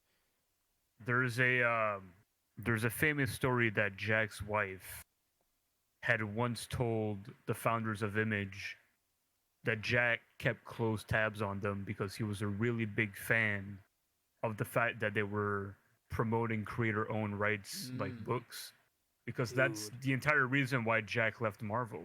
Could you imagine Jack Kirby like drawing an Image book? Apparently it was very close to happening at one point. I would have loved to have seen his regular art style, but with like that Image coloring, like that 90s modern coloring. Oh, the digital, yeah. Yeah, I would love to see that over Jack stuff, because even like with the Topps ones, it was still like that very flat coloring, that like one tone color. But I would love to see like that detailed digital coloring over a Jack Kirby piece, because there is some people that do that online, and it looks pretty cool. Like, oh God, thought I saw something online about it. Oh, here we go. Here's one. It's kind of like it. It's not exactly what I'm talking about, but oh, here we go. Found it. Oh, please load. Someone took it into their own hands to recolor his stuff. And dude, tell me this doesn't look cool, man. Let me show this to you. This is on comicsbeat.com. Just look at this. That does look really cool. Like on the left with that modernized coloring, like that's the old. Do they have? Here we go. Look at the store one. Oh, the store one's a perfect example. Thor number 160 with that mod. It looks so clean like that. It looks really nice. It really highlights the positives about his art. So, I think seeing Image try to do that would have been really cool to see. And not just that, I feel like he would have fit in so well because like Image at the time was all about drawing big muscular guys. I mean, that was his deal. That was Jack's deal. Like Jack to me is like the originator of I'm gonna draw this guy with like a lot of striations and muscle definition. Yeah. Man, dude, I would have eaten that up. That would have been a must buy, and they would have sold hundreds of thousands of units. That would have sold so much. Absolutely. Yeah, dude. Because early mid '90s Image, like that was a machine. Like they were so hard to stop back then. And I did read some of this. Tom Scioli's Jack Kirby, The Epic Life of the King of Comics. This is it's a good view of his life. I would recommend picking it up. His Stan Lee one was also really good. I really enjoyed that one as well. And Jack Kirby, for people that don't know, I found out after while reading the books, he is actually a character in Teenage Mutant Ninja Turtles. Is he really? In the comics, yep. So, there was a character named Kirby. And what he could do, he was an artist, and when he would draw, his art would come to life. So whatever he drew would become real. And I thought that was such a cool concept. Like they were fighting, and he felt like anything he like discarded, he thought they would just like become real and then go away. But then you find out that they would go to like this world, and there was like a Jack Kirby art world. And the whole point was just it was an issue just being a love letter to Jack Kirby. And like his creativity. There was like space people and things like that, and like thunder gods and stuff like that, and it was cool. They're fighting all these creatures, and he was like, "Hey, Kirby, can you help me out?" And this picture here, he draws like an arm gun on on one of the turtles, and he just starts fucking blasting holes in these like creatures. It's so cool, man. It was such a cool concept, and he did get a toy out of it recently. There is a Kirby figure, so you can actually have a Jack Kirby toy in your collection, which I think is pretty cool. And it has that drawing of the arm gun. It has that drawing. Yeah, this is from it here. Yeah, it's very cool, man. Very, very cool. Oh, man, he was in the 2003 cartoon. Oh, I got to watch that episode now. Oh, this episode looks like it's pulled right from the book. Because I loved that show as a kid. Me too, man. Me too. Oh, man, this is pulled right from the book. They're in that. Oh, he's got the arm gun. Oh, I got to watch this. I got to watch this episode, man. This is cool. So, yeah. So, very cool, man. We love Jack Kirby in this household. This is Jack Kirby stan household. So, yeah, I have so much respect for Jack and what he's accomplished, what he fought for. Creator-owned rights. I'm all about that. Oh yeah, same. I wish Jack could have gotten the credit that he deserved so much sooner. I wish he would have, been able to live to have seen it. Yeah, same. He deserved it, man. Oh, man. Oh, dude, they had a fucking Galactus homage in one of the later Turtles, like the new Turtle show. The newest one from 2012. I guess that's not the newer, or the most new, but the one right before. He dressed as Galactus. That's cool. Man, they just love Jack Kirby. The Turtles love him. Very cool. Very cool. Well, Ajax, are you ready to get into this month in Wizard Magazine?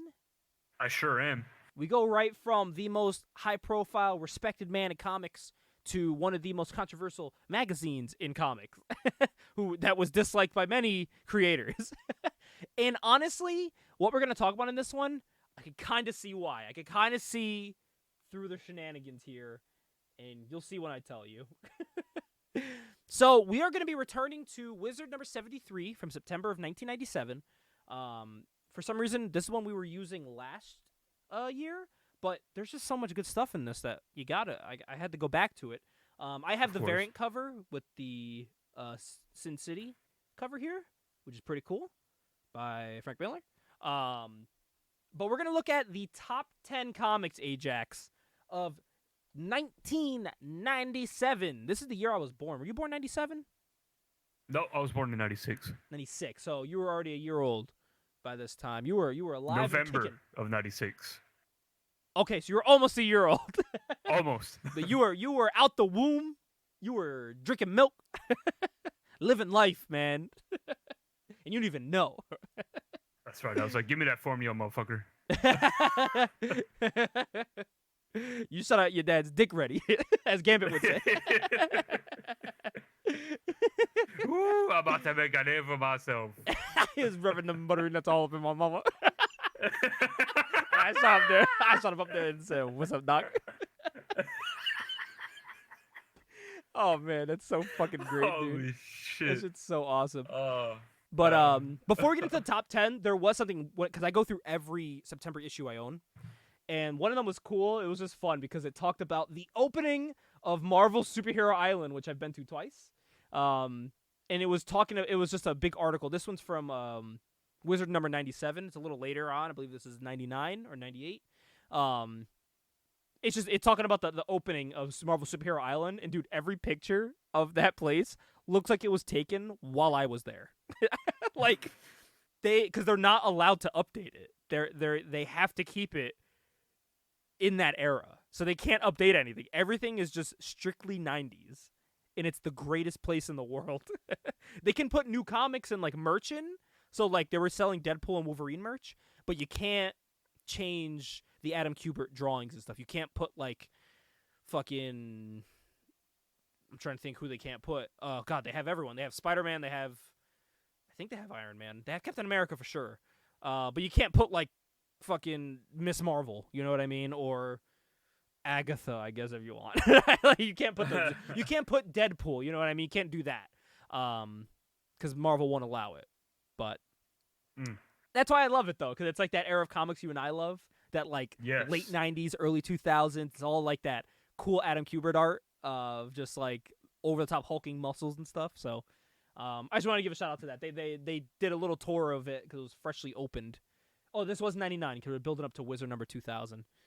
But here we're looking at like I said, Wizard number 73 for September 1997. Top 10 comics. Number 1 is one that kind of confused me. JLA number 1.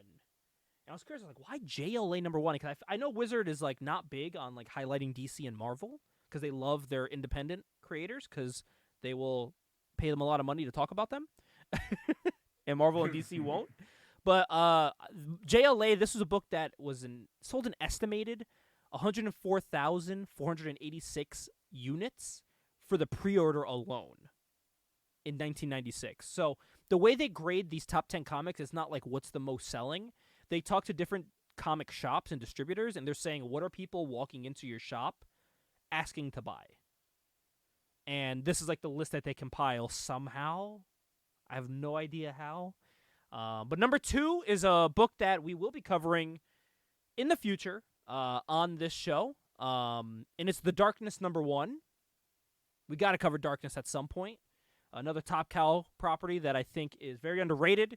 Just got its 3rd omnibus, I believe, funded on Kickstarter, right? That got successfully funded? Okay. Yep.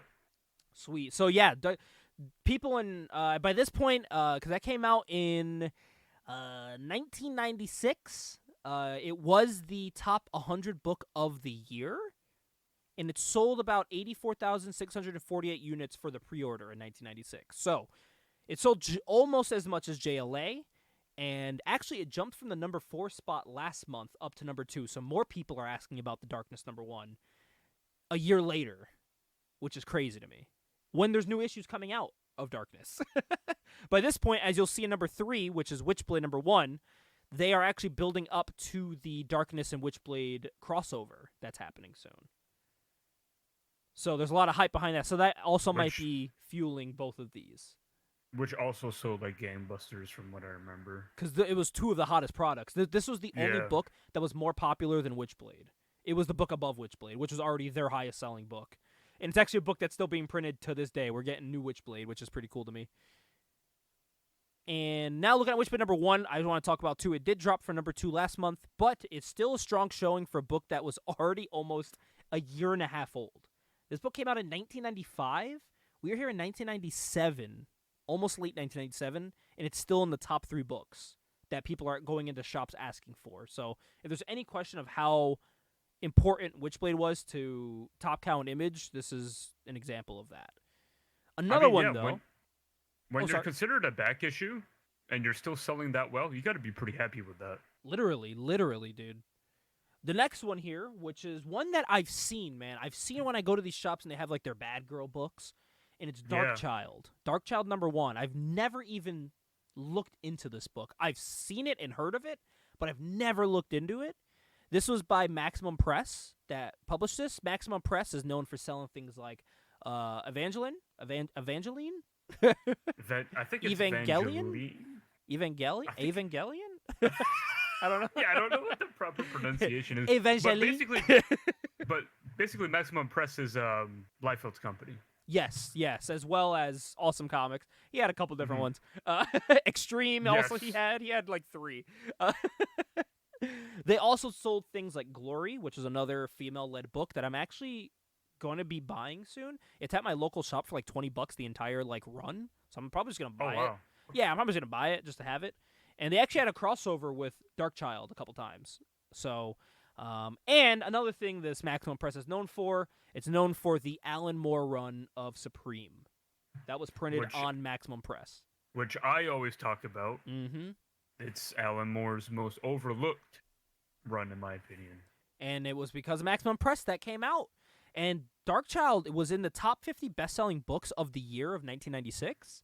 And it had 5 different covers. So I might say that might be why so many people are asking for this book. Because they even mention it in this spot here, saying that even though it was number 3 last month, they showed one of the other covers for this month. So I can see that's also maybe fueling why people are asking so many questions, saying, hey, do you have Dark Child number 1? Do you have this variant? Do you have that variant?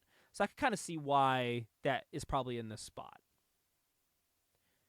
But I got to say, if it's top 50 for the year, that's a pretty big thing. Because think about how many comic books come out in the 90s, and this made top 50. So definitely nothing Dude, to laugh at. Number 2, number 3, number 4 are all independent books. Yeah, which is crazy. You know?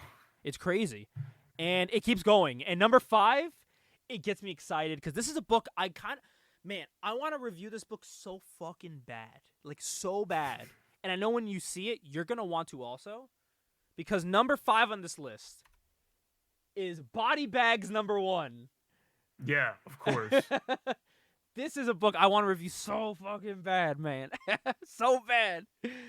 This was by Dark Horse Comics. We've talked about this on our card unboxing because we got the Body Bags card in that, which is pretty cool. It was like a concept art of Which look great. Yeah, it was a concept art of how Panda and Clownface were gonna look, but they kind of changed it up. Well, Panda more than Clownface, they completely changed her up. They made her into a short, big boobied Latina, which she wasn't in that picture. But this is a book that we've talked about multiple times, and I really fucking want to review this. So that is definitely in our pipeline to review. This book was reported to not have sold a lot of issues, though, for the pre-order. They talk about it they go, there's probably only like 53 issues out there, which there wasn't. There was a decent amount. This is the hard part, though, about this website called Comic Cron. They track all this information about the books, but sometimes they don't show how many units they sold. They show how they were listed on the comic index, which I struggle to read. So I'm going to talk to some people to figure out how to read that. Probably tomorrow when I go to the shop, I might ask Wayne at the shop to try to help me out to understand this. Because I would like to know, because it was rated, it was like a 33.2 on this unit, unit index. Like, what the fuck does that mean? Like, does that mean it didn't sell well? Like, I don't know how that works. So they said like the top selling book was 100%. So if this is like 33%, is that not good? It's under 50. I don't know. I don't know how that works.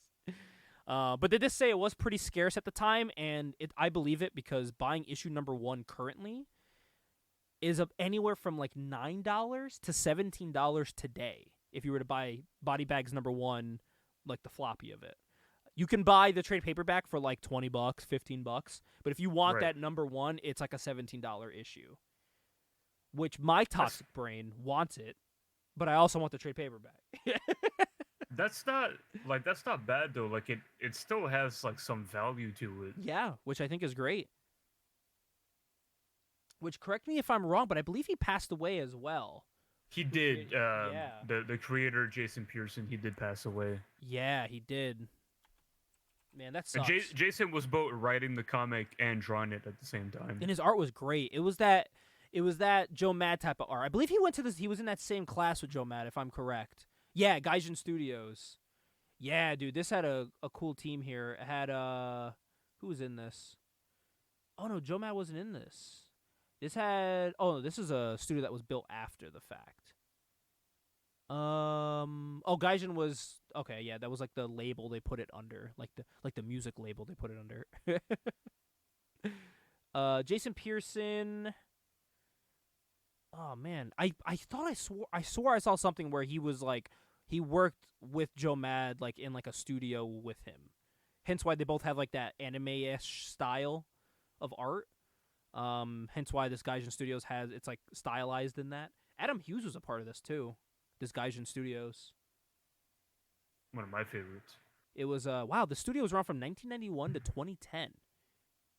It had from Atlanta, Georgia. It had Brian Stelfreeze, Cully Hamner, Carl Story, Doug Wagner, Laura Martin, Adam Hughes, Jason Pearson, Jason Martin, Dave Johnson, Tony Harris, and Tony Shasteen.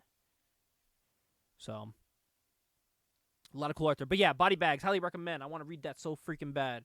Is it good? I want to find out. Man, they had Body Bags figures. They had toys of this.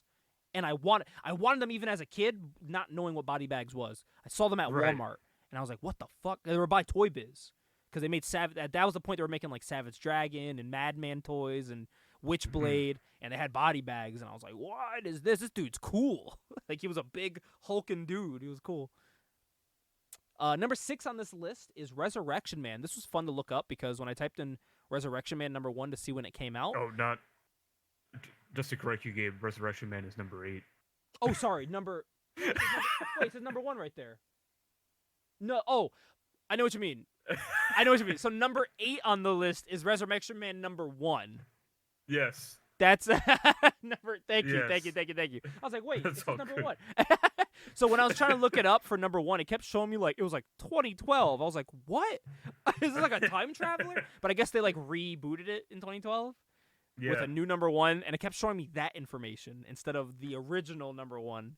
But this one sold an estimated 31,691 units for the pre-order, and this actually moved all the way up from number 16 last month to number 8.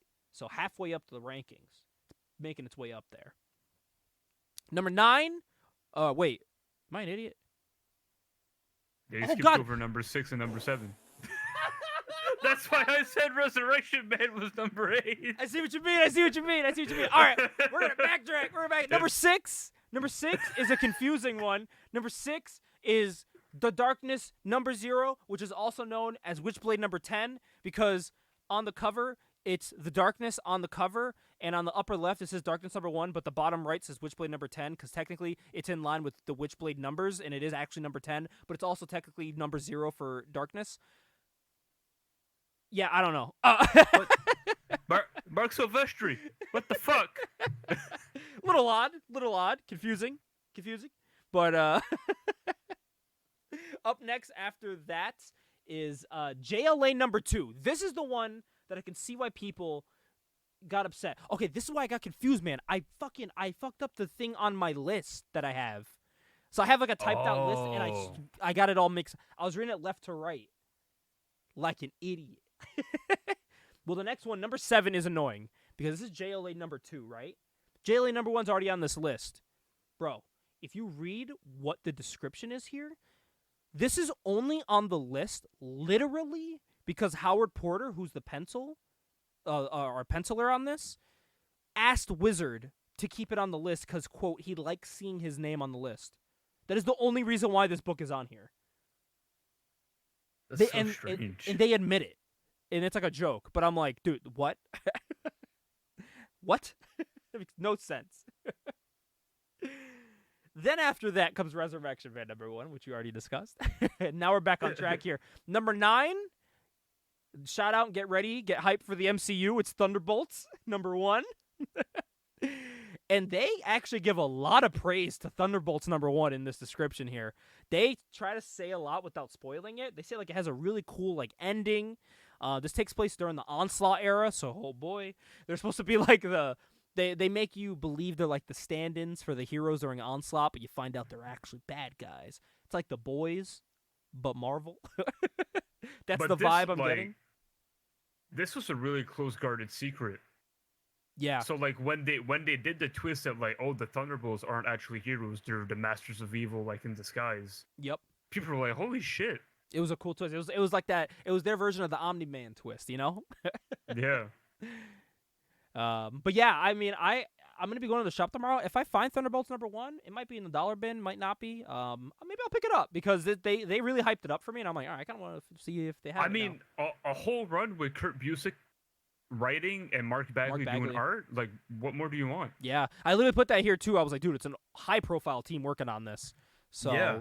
definitely something that's on my radar now after going through this list. And number 10 is one that I'd say is iconic. It is something that has crossed over to mainstream media. Preacher, #1.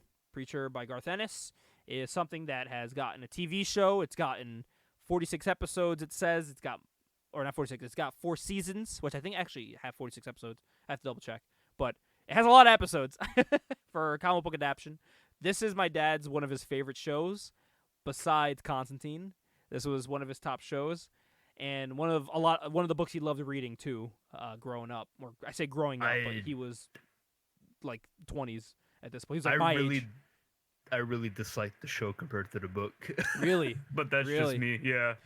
So I've learned this about my dad. My dad is very much like he's getting live action versions of what he grew up reading that he never thought would ever be made. Mm-hmm. So he's very happy and like okay with what he has when it comes to it. He just is happy he gets to see Preacher talked about, and it gets multiple seasons, and people like it too.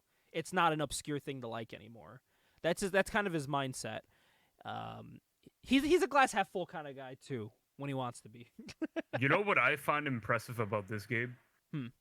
So this is a list of in 1997 counting down the best or the best selling or the most talked about back issues. In 1997, yeah. Preacher #1 at this point is already 2 years old. Yeah. So that's another thing too. Is like, I mean, this book it even says here it was number 10 last month as well. It stayed in its spot. I think it might have been moved up to number 9 if this JLA controversy didn't happen. Yeah, give me a fucking break with that. This whole bottom half would have shifted up a spot. And I want to see what would have been number 10, Fantastic Four #1, which I believe this was already Heroes Reborn. Fantastic Four #1, 1996. I think this was Heroes Reborn for #1. Was it 96 or is it 97? Because I think so. I've learned when going through these because they say it's like back issues that like people are asking for. Yeah, 1996. Okay, this is not. Oh, yeah, this is Heroes Reborn. This is Jim Lee. Jim Lee did the cover. Brandon Choi writing. Yeah, this is Heroes Reborn. Oh. This is the one where they drew Sue Storm with a big old butt. Jim Lee doing his Jim Lee things. There's actually an image here of that. Jim Lee doing his Jim Lee thing. So, oh god, I don't like that. I know that when I know it's 1996, I know it's Heroes Reborn. Just like I just know that.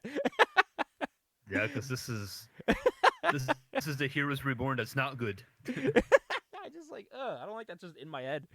So that would have been number 10 on here. I do gotta say, when people are talking about Heroes Reborn, that is the one people say is like actually good. Is Fantastic Four. That's like the only shining light. But I think it's because it's Brandon Choi and Jim Lee working together. And by that point, they already knew they were like a working good team when they were doing Gen 13 and all that. So they just brought that over to Fantastic Four. So I can see why that one was successful for the most part. I mean, as successful as it can be as a Heroes Reborn title.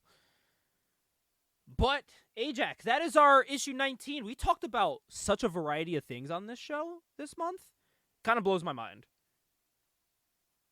And next month, dude, honestly, and next month, it's going to get spooky because it's October. It's spooky season, brother. Spooky season. And we're going to be talking about some Halloween-themed heroes and villains. Just some ones we like, some that look cool, some that look goofy. Maybe see if we can find a list somewhere of them, kind of go through it. But I would love to talk about some Halloween-themed heroes, villains, people like Ghost Rider and stuff like that. And the man who is going to be our topic that we're going to be reviewing in October. Because I'm going to announce it now, man. In October of 2024, we are going to be reviewing Spawn #1 by Todd McFarlane in Image Comics.